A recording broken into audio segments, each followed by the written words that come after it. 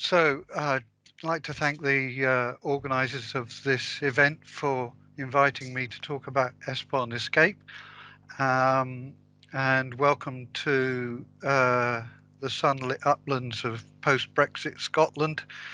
Um, I'd like to be clear at the outset that ESPON Escape did not have a direct focus on the Green Deal or just transitions, which are the themes of the conference as a whole. But despite this, I think there are some common issues and principles which are worth thinking about. With that in mind, I'm going to spend most of the time I have giving you a quick overview of the project and its findings. And then I'm going to finish with a few personal reflections about the implications for the Green Deal and just transitions. And that's why I've changed the title slightly to Rural Shrinking, What Have We Learned and How Does It Relate to the Green Deal and Just Transitions? Can you see that second slide now? Yes, we can see it very well. Okay, good. So here are some basic facts about ESPON Escape. It was an 18-month project spanning 2019 and 2020. We had 10 partners from across Europe. And the focus was upon shrinking rural regions, in other words, those exhibiting negative population trends. And we were aiming to understand the processes driving shrinking, map the different kinds of shrinking regions, devise appropriate intervention logics, and integrated policy approaches. The project was commissioned to inform the ESPON contribution to the preparation of the Commission's recently published long-term vision for rural areas. The project title uses the term shrinking, which was originally applied to cities which experienced demographic decline, and subsequently to industrial regions undergoing decline due to economic restructuring. Negative population trends in rural areas have a much longer history, and it's a bit misleading that the recent renewed interest in them has been rebranded as if it was a new phenomenon. For me, the most important messages for policymakers which came out of the project relate to time, space, and governance. In terms of time, because of the mismatch between the slow running processes of demographic change and the short horizons of policy cycles, this leads to late interventions. We have a saying in English, shutting the stable door after the horse has bolted, after the horse has run away. So often demographic policies are too late, or they have unrealistic goals. And there's a tendency for policy to change before it's had a chance to have an impact, and so on. In terms of space, because there is a tendency for generic policy approaches to have less impact because they are insensitive to local place-based narratives of decline. And in terms of governance, because demographic issues cannot be solved by narrow policies, they require a coherent, joined up, systematic approach and are therefore very demanding in terms of governance structures.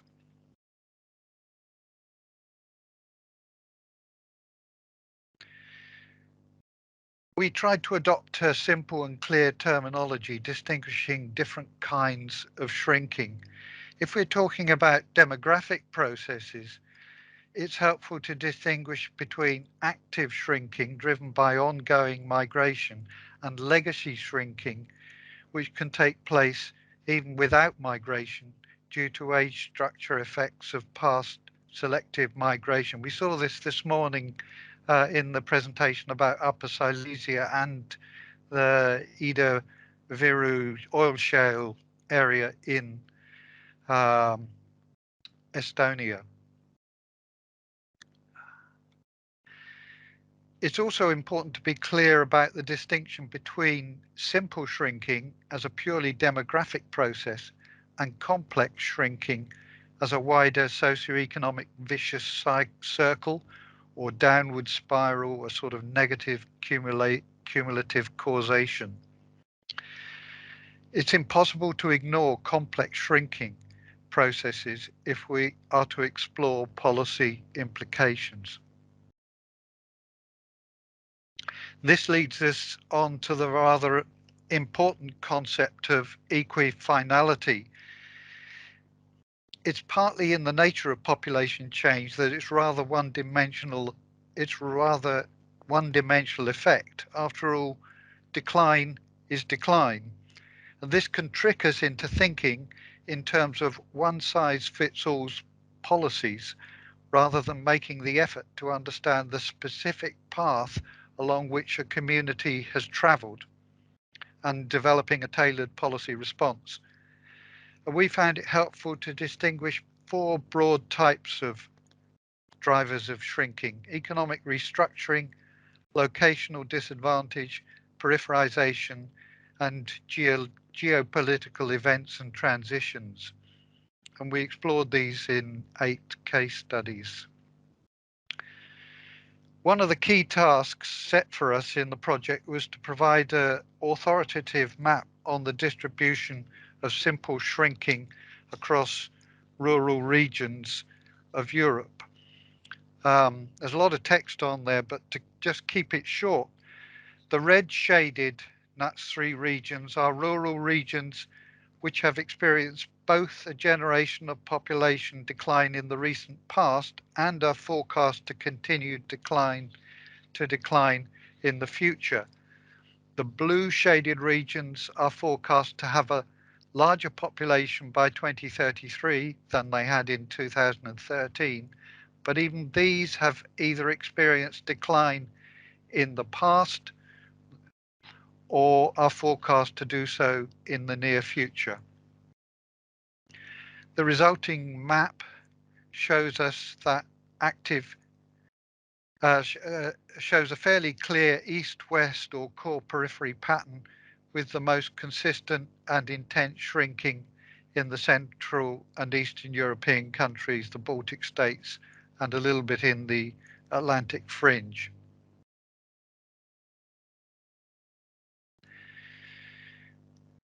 This map shows us that active shrinking is most strongly evident in the Baltic states and Eastern Europe, and that legacy shrinking is more characteristic of Western and Central Europe.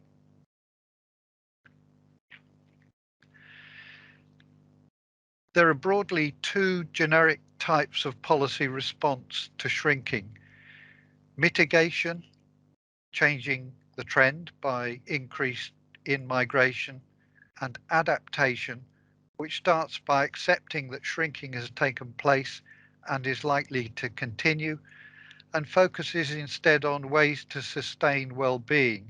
This is sometimes called smart shrinking. I've already talked about the issue of equifinality, and its importance becomes clear at this point in terms of the need to understand the pathway which a region has followed on the way to shrinking. Mitigation, in particular, needs to be a tailored response to the particular drivers of shrinking based upon good local knowledge, not an off-the-peg, top-down solution. This is a very sort of busy diagram. I'm not going to talk about it in detail. It's basically a timeline to try to understand what was happening to EU policy with respect to rural shrinking over the past 4 decades. And the main policies addressing shrinking are at the bottom of the diagram, and above them are various arenas which have affected policy, including research trends, EU macro strategies, external events such as enlargements and the economic and migrant crises. So policy is very much a child of its changing context.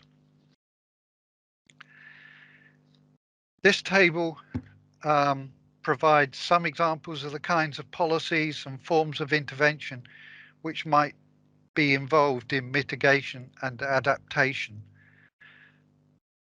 A number of logical implications are listed underneath, but the overall message is that the challenge of coherence is a really substantial one.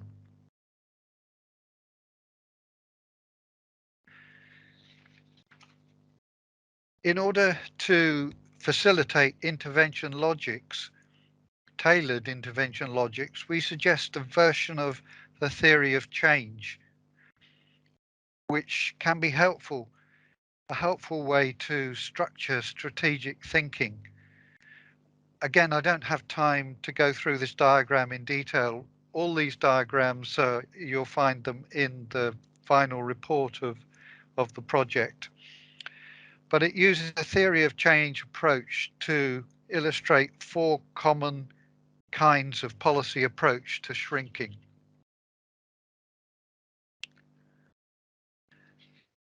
And so I'm coming towards the end now and starting to think about reflections on just transitions. And first of all, there are some similarities between rural desertification and the adjustment issues facing carbon dependent regions. You could say that many rural areas have been passing through a long, slow, unjust transition for more than a century, some of them 2 centuries. So the equifinality trap is likely to be just as much an issue in the carbon dependent region. It will be equally important here to take account of the development path and the local and regional context before recommending off-the-shelf strategies. Incoherence and conflicts between policies can weaken impact. Effective multi-level governance is very challenging but crucial. An systematic approach and clarity of intervention logic tailored to local opportunities and challenges will be essential.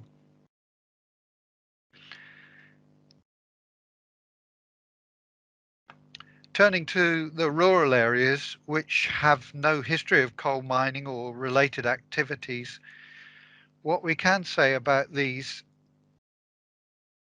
will what we can say about these is what can we say about how these will be affected by decarbonisation of the economy? Well, rural areas, including shrinking ones, have development opportunities in renewable energy, but whether these lead to a reversal of complex shrinking depends on whether they are accompanied by sufficient entrepreneurship in associated distributed economic activities, because the renewable energy doesn't actually very often generate much in the way of employment. So human capital is thin in many shrinking rural areas, and this is likely to inhibit entrepreneurial discovery processes. An explicit strategy to both upgrade local human capital resources and attract new blood from outside is going to be needed. And thirdly, digital catch-up will be important. Open innovation processes may be inhibited by poor connectivity and inadequate capacity or experience of exogenous networking. And in my final slide, I'm thinking about ultimate goals. Should we be making place-based policy or people-based policies? Are we in danger of prioritizing places over people? And before I go any further, I want to say very clearly that Fabrizio Barca is still for me a hero of regional policy thinking. And I'm not for one moment advocating space blind policies.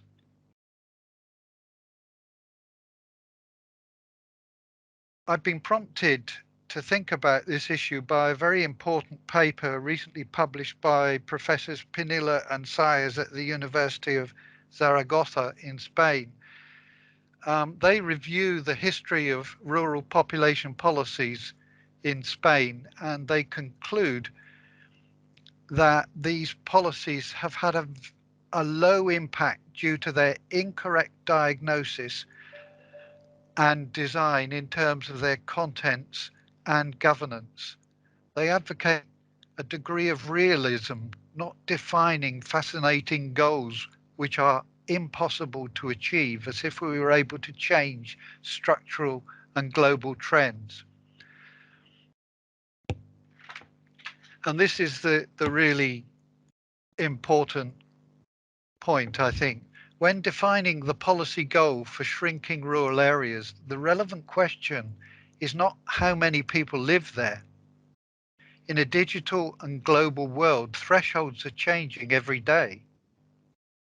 The question is whether people are able to live in a remote area because they want to live there. A better life in remote rural areas is the objective. How many, in other words, how many people live there is the consequence. So this raises really profound questions which are equally important in the context of just transitions about development goals or growth goals. Are they economic? Are they just simple in terms of population? Do we just want to sustain current population levels, or are we concerned with the goal of improving well-being? And secondly, should we reconsider the potential role of mobility, um, which is certainly going to be part of the solution for decarbonisation regions? So this is why I said uh, should we be making place-based or people-based policies?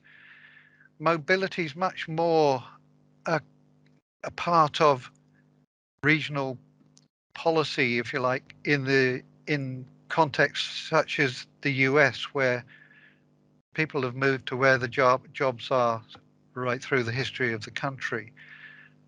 And I'm just wondering whether we have become slightly too fixed on place-based policies and we've forgotten about the role of mobility. And I've anticipated the questions that other speakers have had about where can they find more information. You can find it there. Thank you very much.